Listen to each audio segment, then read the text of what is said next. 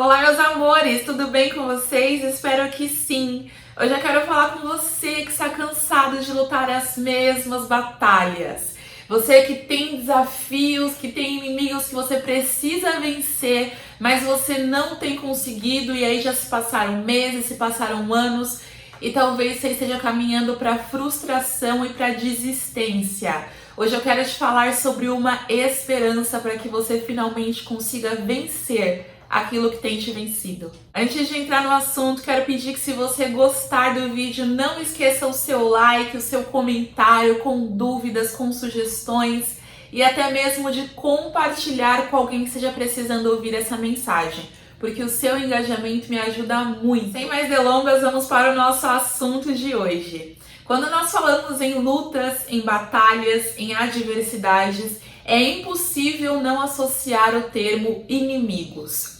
Todos nós temos inimigos, mas à luz do Evangelho nós entendemos que pessoas não são nossos inimigos, ok? Então eu quero deixar claro que quando eu falo de conquistas, quando eu falo de vencer os inimigos, eu não me refiro a pessoas. A nossa luta não é contra a carne e nem contra o sangue. Muitas vezes é contra comportamentos, contra nossos próprios desejos ou até mesmo contra circunstâncias. Mas jamais, à luz do Evangelho, nós devemos lutar contra pessoas, ok? Dito isso, eu quero colocar algo aqui que eu quero que fique gravado na sua mente.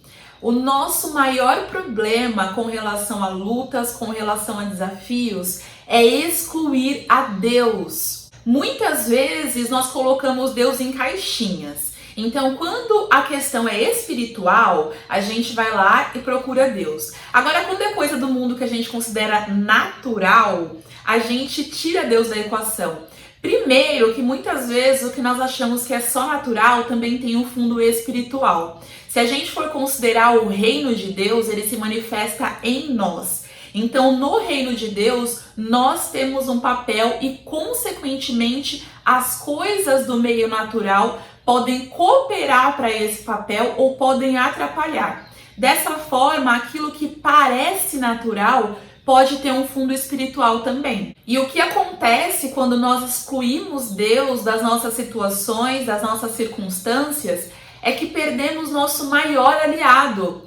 Isso porque Deus tem o desejo de nos ajudar, mas nós temos que abrir espaço para que isso aconteça. Nós temos que permitir que Ele haja, nós temos que cooperar com Ele. Eu quero destacar alguns exemplos de situações das quais nós costumamos excluir Deus.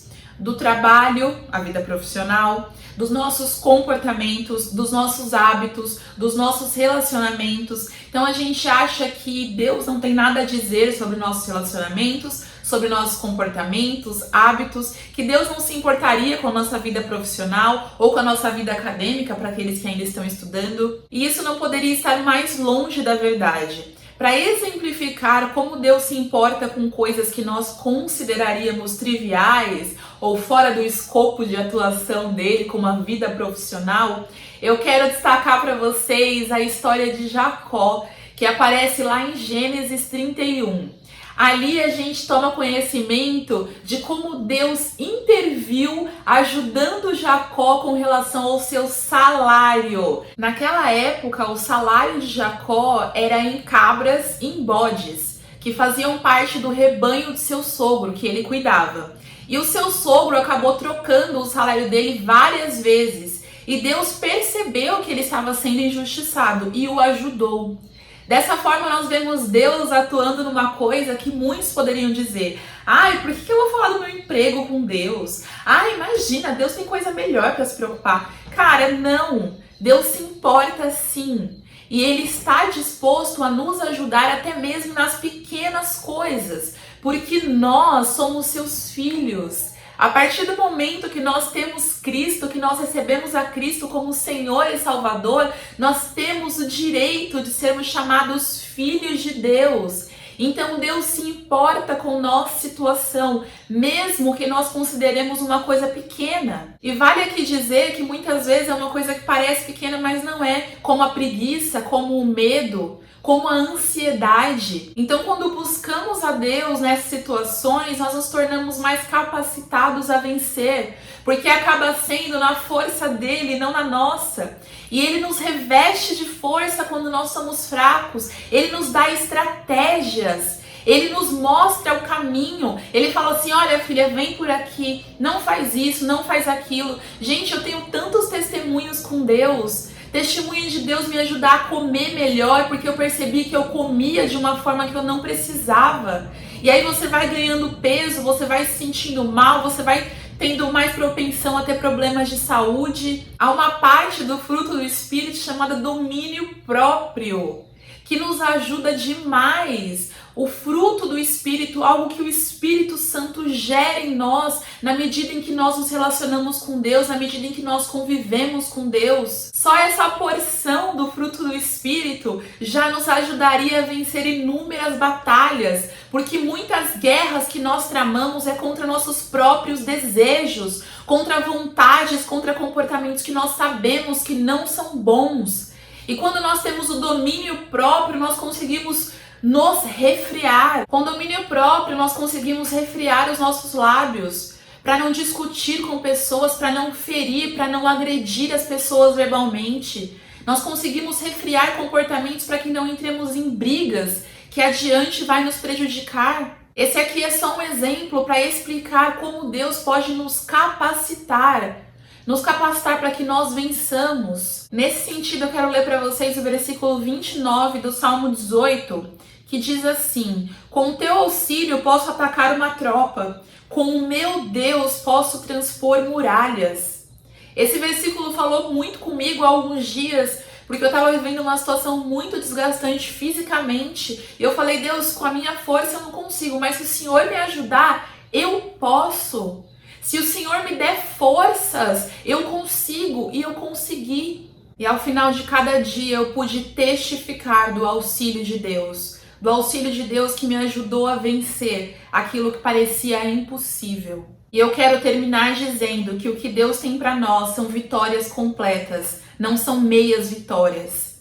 Então nós temos que parar de nos contentar em melhorar um pouquinho a situação e depois nos acomodar.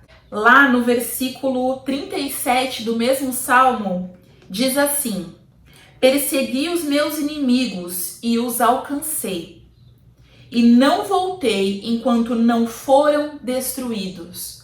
Aqui é lógico que a gente pode entender um contexto de guerra, que era o cenário daquela época, mas a nossa vida, quantos inimigos nós temos? Muitas vezes pensamentos, muitas vezes sentimentos que nós sabemos que não são bons. E aqui ele fala: eu persegui, eu alcancei e eu não voltei até que não foram destruídos. Então muitas vezes nós nos acomodamos antes da vitória completa. E nós temos que entender que em Deus nós podemos vencer completamente os nossos inimigos. É claro que existem alguns inimigos, como o espinho na carne de Paulo, que Deus vai dizer: a minha graça te basta. Mas nós não podemos entender isso como uma regra para tudo, não é? Então eu entendo pela palavra de Deus que a maioria dos nossos inimigos é da vontade de Deus, sim, que nós os subjuguemos e que nós os vençamos, para que o nome dele seja glorificado na nossa vida e para que nós consigamos de maneira efetiva cumprir o propósito que Deus tem para nós. É isso que eu queria deixar para vocês hoje, e eu peço que o Espírito Santo de Deus o leve a lembrar de inimigos que você já tinha desistido de lutar contra e que ele te leve a ser fortalecido no Senhor para vencer esses inimigos. Um beijo para você e até a próxima.